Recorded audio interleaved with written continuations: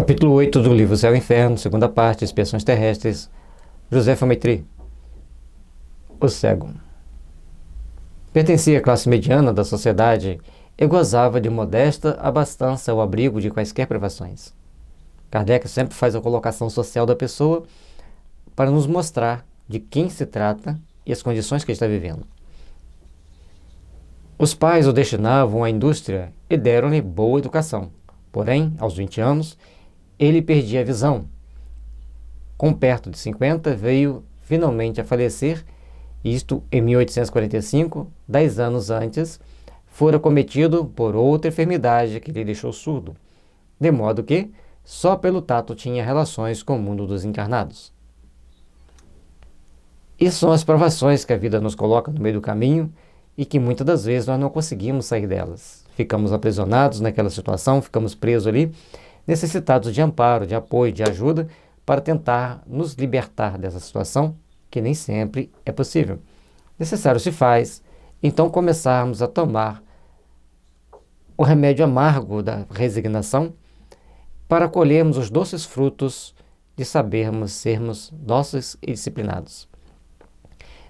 Muitas das vezes, uma frase que foi passada para mim por um amigo chinês, o espírito, é necessário saber saborear o gosto amargo da renúncia para mais tarde colher o néctar que sustenta a nossa alma, que nos alimenta o espírito para caminharmos ao sabor de sabermos ter resignação. Ou seja, se no momento nós sentimos aquele gosto amargo da renúncia, porque nem sempre vamos renunciar de bom gosto, mas lá na frente vamos ter um bom néctar que nos alimenta o espírito para a caminhada evolutiva, exatamente por sabermos ter renunciado. E aqui fica bem claro isso, porque ele vem passando por uma provação, vem aos 20 anos fica cego, depois aos 40 fica surdo e vem desencarnar aos 50. Passando 30 anos de provação de cegueira e 10 de surdez. Ora, não ver já é um suplício.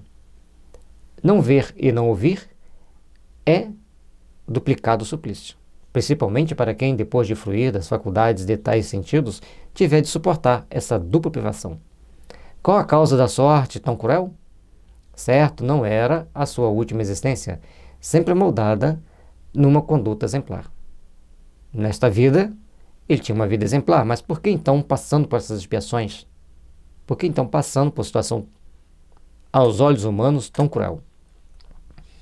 Assim é que sempre foi bom filho, possuidor de caráter meigo e benévolo, e, quando por cúmulo da infelicidade se viu privado da audição, aceitou resignado sem um queixume esta prova. Pela sua conversação, pressentia-se na lucidez do seu espírito uma inteligência pouco comum. Enquanto se conversava com ele, percebia-se que ele era muito inteligente. Pessoa que o conhecera, na presunção de que poderia receber instruções úteis, evocou-lhe o espírito e obteve a seguinte mensagem em resposta às perguntas que lhe dirigira. Achei estranha a palavra presunção de receber instrução, mas vamos lá. O que ele respondeu? Paris, 1863. Agradeço, meus amigos, o terdes lembrado de mim. Pode ser que tal se não desse, independente da suposição de proveito da minha comunicação, mas ainda assim. Estou certo de que motivos sérios vos animam e eis porque, com prazer, atendo ao chamado, uma vez que, por feliz, me é permitido orientar-vos. Os espíritos que já têm uma certa condição evolutiva, eles se sentem felizes em poder orientar as pessoas que se dirigem a eles, com motivo sério, com propósito sério, com objetivo sério. Assim possa o meu exemplo avolumar as provas assaz numerosas que os Espíritos vos dão da justiça de Deus. Cego e surdo, me conheceste, e para logo vos propuseste saber a causa de tal destino. Sempre queremos saber a causa, né?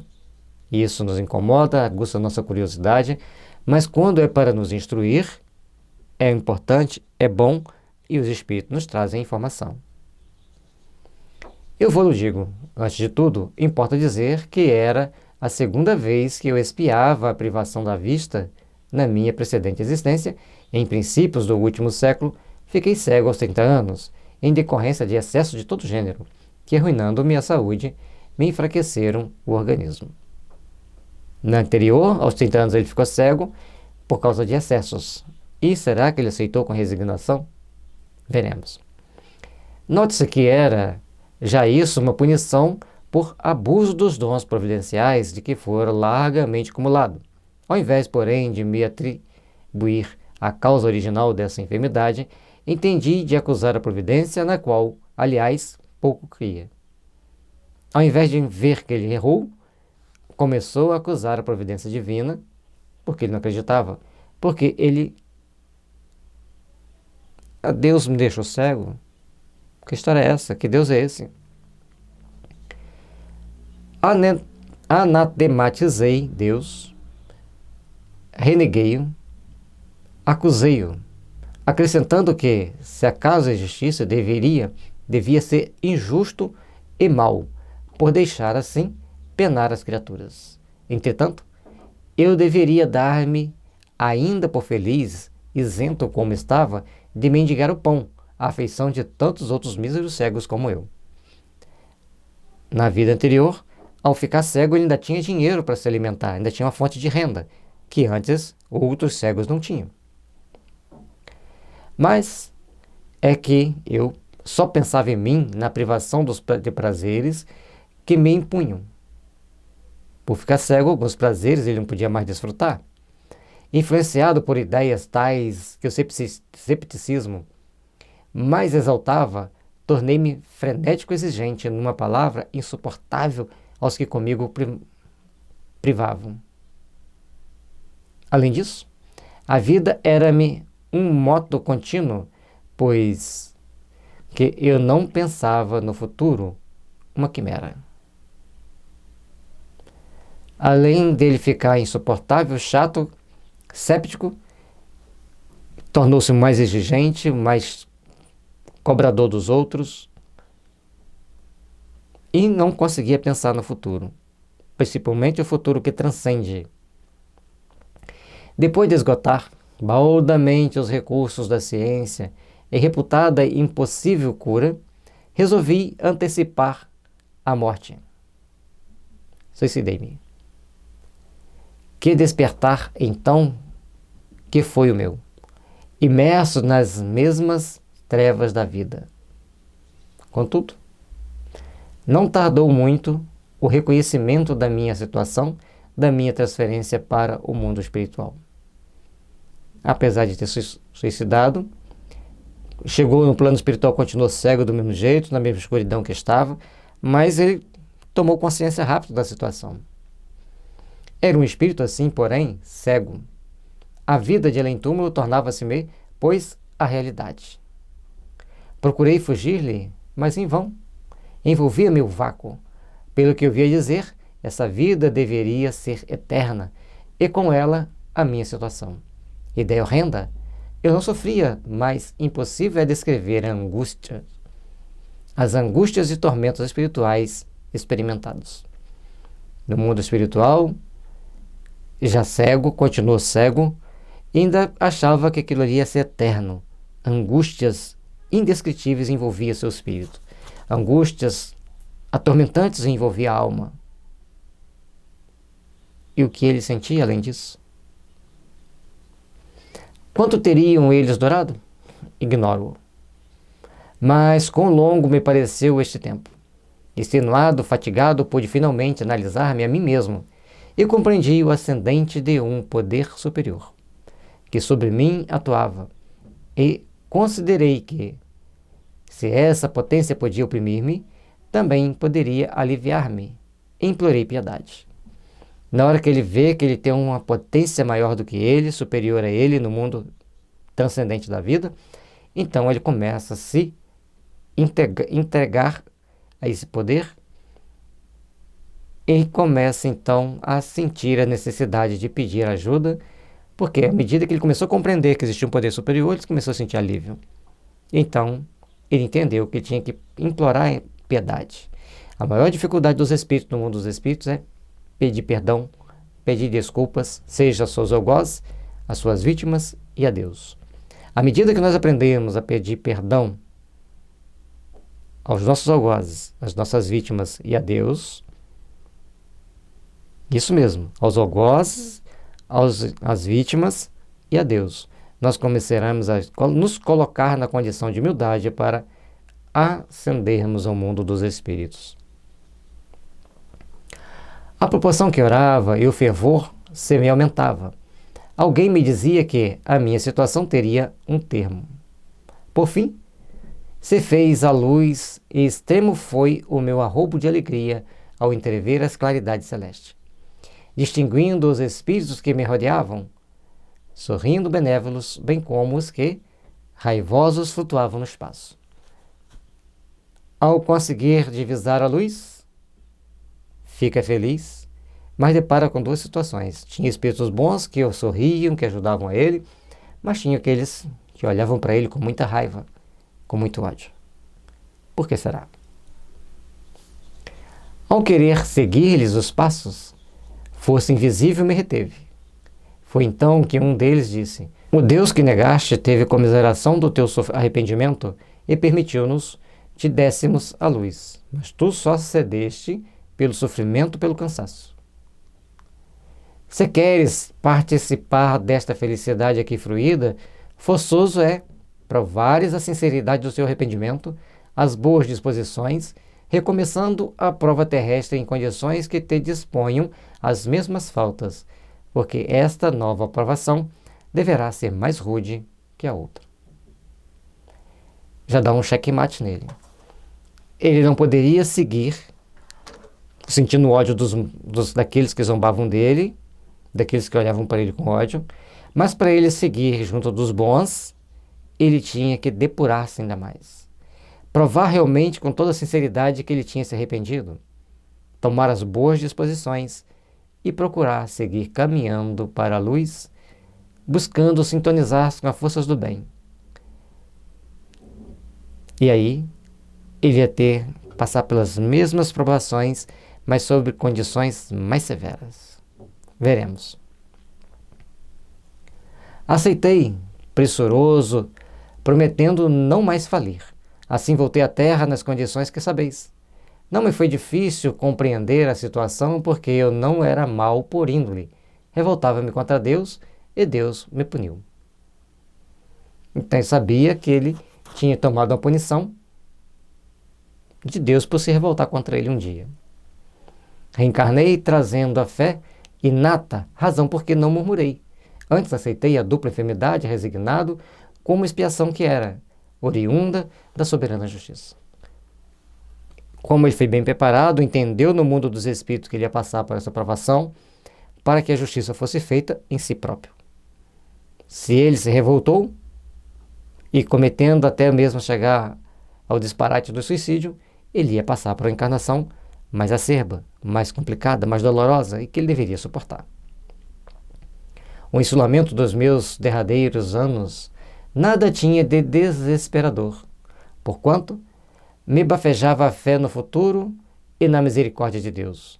Demais, esse ensilamento me foi proveitoso, porque durante a longa noite silenciosa da minha alma, mais livremente se alçava ao eterno, entrevendo o infinito pelo pensamento. Não via e não ouvia. Buscar os horizontes infinitos. Buscar no universo inspiração para suportar aquelas dores, aqueles momentos. Quando por fim terminou o exílio, o mundo espiritual só me proporcionou esplendores inefáveis prazeres.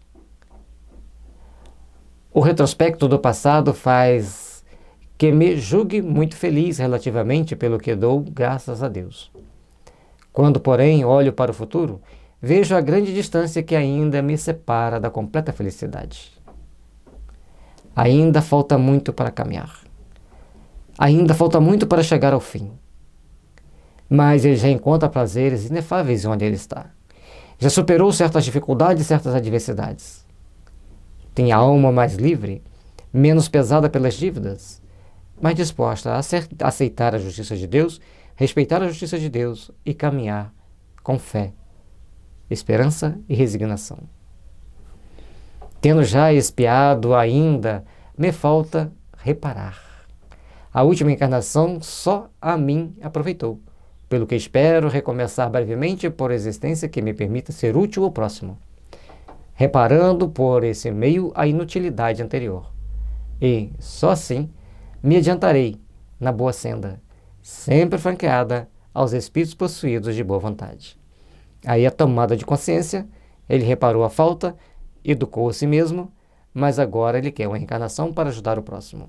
Como a gente viu no estudo anterior da cega, que ajudava na evangelização das crianças para se educar, isso aqui simplesmente seguiu a vida, sem reclamar.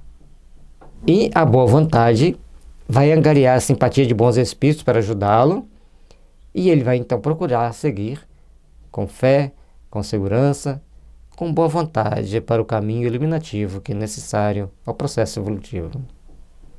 Amigos, eis aí a minha história. E se o meu exemplo puder esclarecer quaisquer dos meus irmãos encarnados, de modo a evitarem a má ação que pratiquei, terei por principiado o resgate da minha dívida. José. À medida que a gente faz o nosso relato, que a gente procura seguir um caminho de autoaprimoramento, a gente logicamente vai se aperfeiçoando, a gente logicamente vai construindo intimamente a força para suportar as grandes provações, as grandes expiações.